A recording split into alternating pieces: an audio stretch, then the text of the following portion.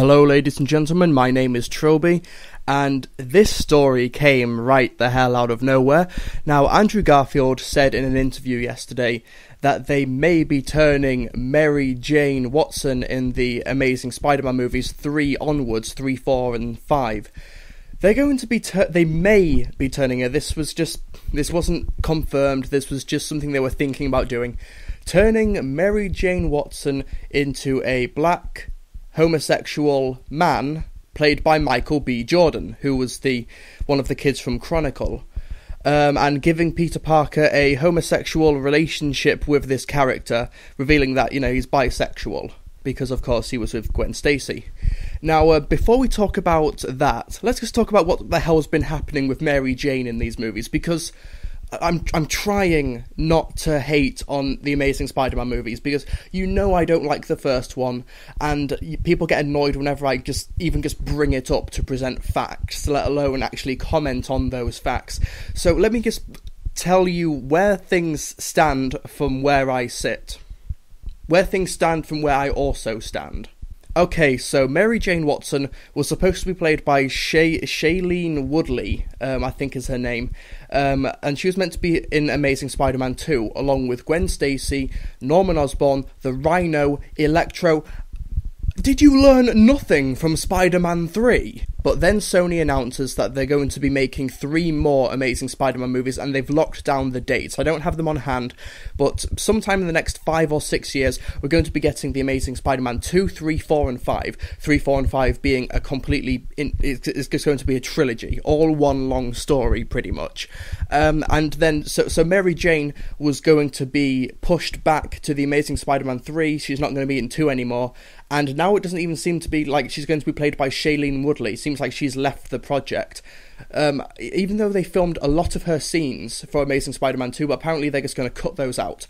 Which brings to mind, if you already had all of these elements in the Amazing Spider-Man 2, 3 villains, you even had possibly the Hobgoblin, if you've got Harry Osborn as well, that's about 5 new characters you have to introduce. Why did you put Mary Jane on top of that if you could just cut her scenes out entirely and she would benefit nothing to the overall story? So from where I stand, the Amazing Spider-Man 2 initially just seemed like it was ticking off a bunch of checklists saying, okay, we need Mary Jane, we need Gwen Stacy, we need Green Goblin, we need all this, instead of actually saying what would make a good story for this sequel.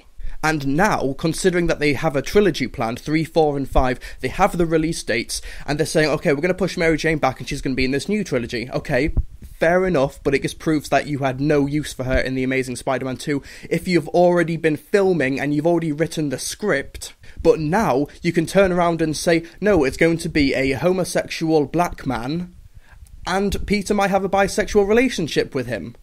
You have no idea where this plot is going, do you, Sony? So if you're able to mess around with the character so much, you clearly didn't have a plan for this new trilogy that you've booked the dates for. Why did you book those dates if you have no idea what story you are going to tell? But that's just the business side of things. Let me talk about the creative side.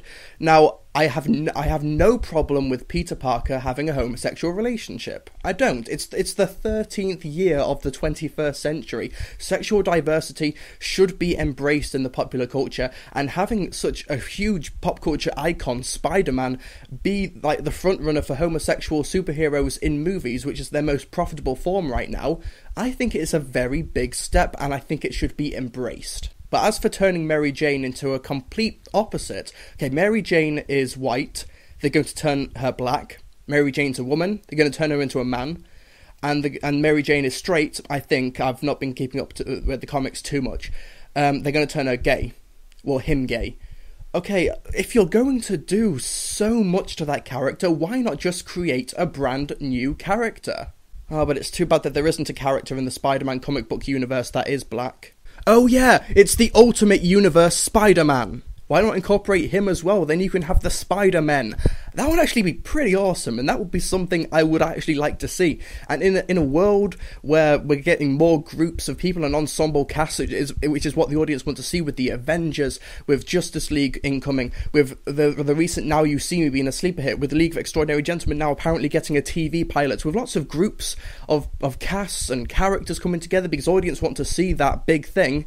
You could have 2 Spider-Men and that will put asses in seats. But as for Mary Jane, just introduce a brand new character, because if you've got all of these elements in one character, you don't have Mary Jane anymore. You have somebody completely different. And then what you could do is that you could have that character, and then Marvel can incorporate him into the comic books, and then there's more diversity. Just make a brand new character. To be honest, if it was Sam Raimi doing all of these changes, I would not have a problem at all. At all. I wouldn't even question it, because Sam Raimi is one of our best modern day filmmakers. But Sony and the team behind the Amazing Spider-Man movies, they've messed up Peter Parker's character, they've messed up the Lizard, they missed the entire point of Uncle Ben's character.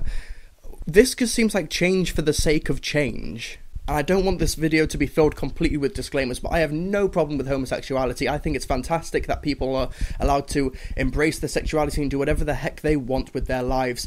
And like I said, it's the 13th year of the 21st century, and I've spent many years as a drama, as a theatre student. So I kind of have to accept it, because you are going to be working with gay men, and that's not a problem. I mean, I know many gay men. Some of them are really, really horrible people, which isn't because they're gay, they're just horrible people, and some of them are really, really awesome. And like Martin Luther King said, you should judge somebody by their character, not by their race or creed or their beliefs. Oh, but Trilby, why are you doing drama? Why don't you come and join us and play football, you queer?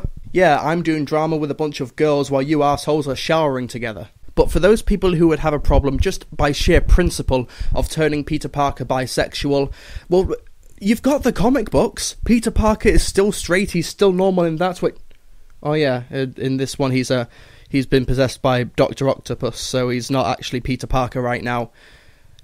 Well, at least we still have the amazing Sam Raimi Spider-Man trilogy.